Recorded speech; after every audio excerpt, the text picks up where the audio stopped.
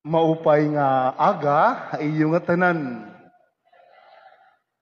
Para aton nga haros ginpapalibutan hindagat, ngan usahiton aton kumun nga paagihit pagbiyahi amo an sakayin hadagat, relate good kita siguro han nahinabu din ang ebanghelyo.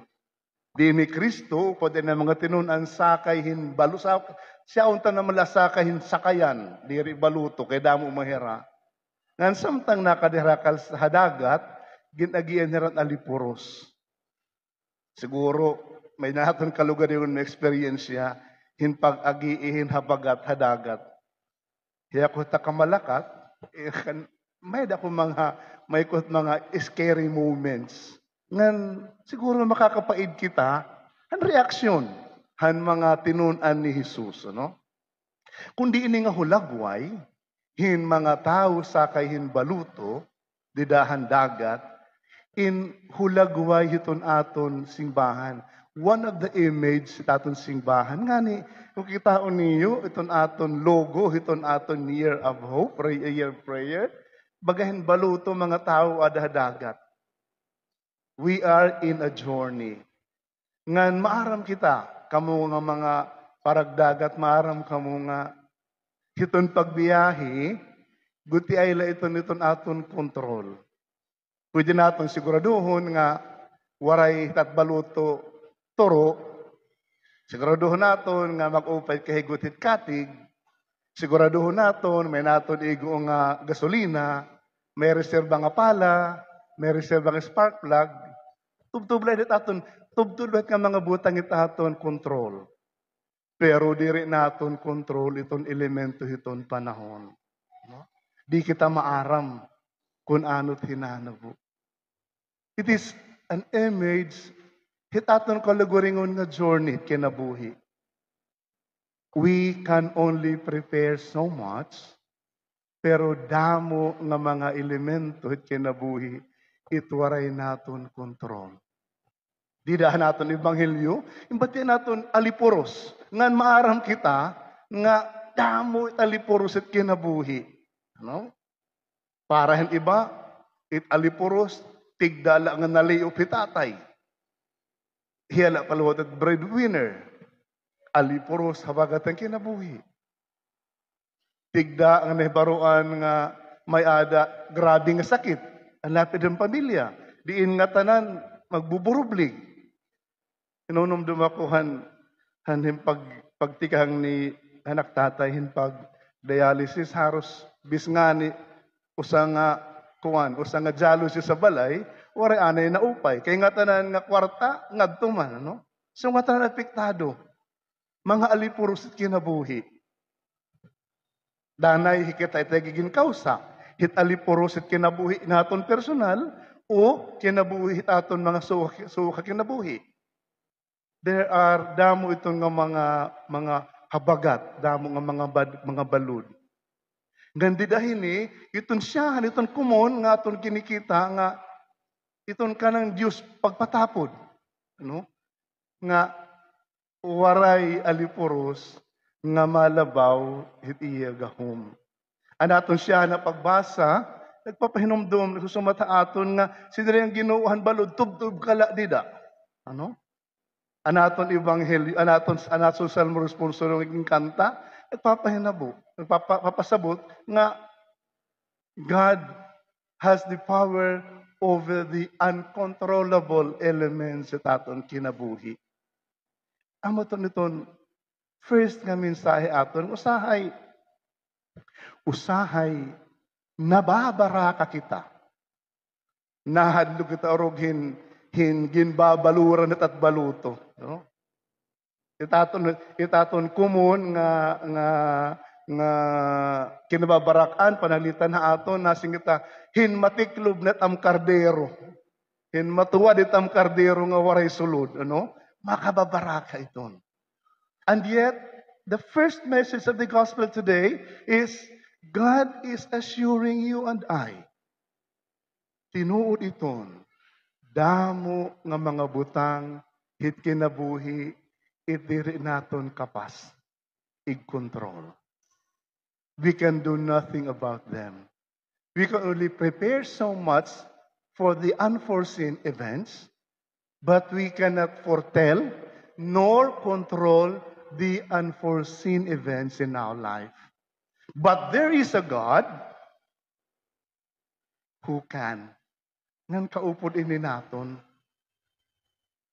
Ang Diyos, kaupod didaan ira pagbiyahe. And that is the beautiful image. Usa nga mga tao, nga may ada krus, symbolizing Christ, who are in the journey. That could be a church, nganda posible naman aton kalugaringon kinabuhi. We are on a journey, naglalayag, nagbabaluto kita, nga danay, aton personal nga baluto, danay ginsusuluran. Ngan madanay kita mahadlok. Habot nga, hindi nga kahadlok, habot nga, hindi nga mga pagkabaraka, nakadaan Diyos, asin kaya nung nahadlok ka mo. Cool ka lang. Sinimpat kanta, cool ka lang. I am in the dry. Ako it kapitan. Ako it kapitan. In fact, there's this beautiful song, I think it's Catherine McPhee, Jesus, take the wheel. Hini mga panahon, we come to the Lord, Ginoo, di na namon kaya. Di na namon kaya. Tutugutan mo ba na malunod kita? Of course, God will not allow that.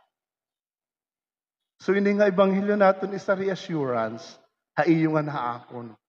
Tinuod, damo iton mga butang, nga diri naton kontrol, pero itong Diyos, kaupod naton. Pero may dausa pa, may dausa nga I would like to point out this aspect nga madani naton hingalimtan.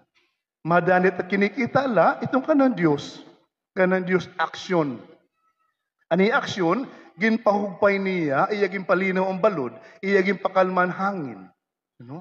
Pero may daos ang hakuan, may daos ang alimento, an kanang Diyos in action. Habot nga han nga tanan, nga ira kabaraka, nakay ng Diyos, nakay ni Kristo, maupay laan katurog.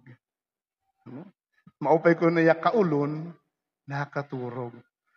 And I think there is a message for us in that.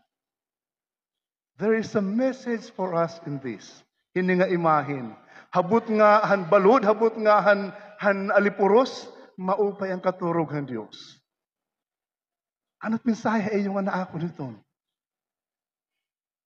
Magdiano iton kamaksamok hit aton kinabuhi, there is always that place in your life where you can find peace. Iton aton inner sanctum. Iton invitation natin is to go to that place, ano? Habot nga ang tanan nila nalilisang, ang Kristo mo pelang katurog, murayaw. He has found that place of peace. Usahan mga few years ago, usahan mga imahin nga naging pamuso, I think, gindara ini ni Pope Francis, sa niya pagbisita nga ni, amon imahin han, sleeping Joseph, ano? And San Jose nga nakaturog. Alag sa ano itong nga image? Ano? Danit aton image kan San Jose, nagdadarahin martilyo, ngahin sirotso. Imahin nato kan San Jose, aada upod ni Maria nga ni Jesus. Imahin nato dali kan San Jose, nagtratrabaho, ada ang bata nga Jesus nagkikita, meaning teaching Jesus, the young Jesus, the trades of life. Pero talagsa, ini nga image nga nakaturog nga Jose. What is the message? What is being conveyed iton nga message? Habut nga han kadamo ang responsibilidad ni San Jose. Habut nga han kadako niya buruhaton, ano?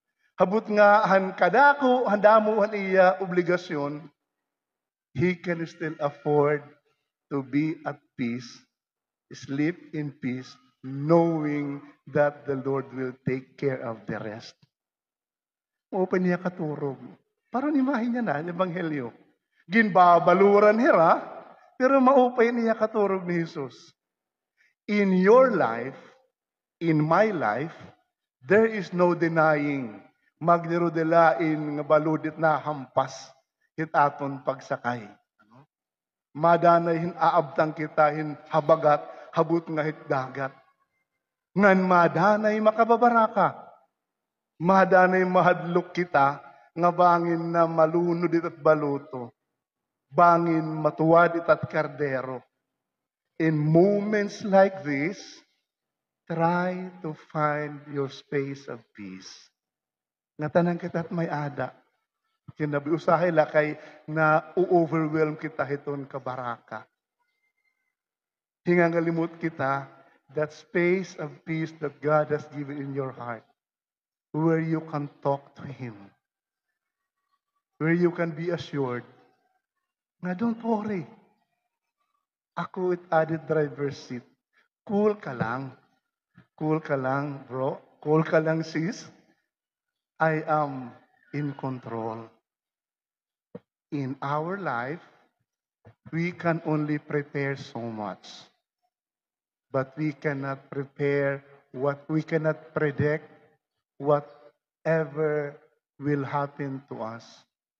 Don't ever think nga itong imo medical insurance will assure you nga di ka masasakit. No.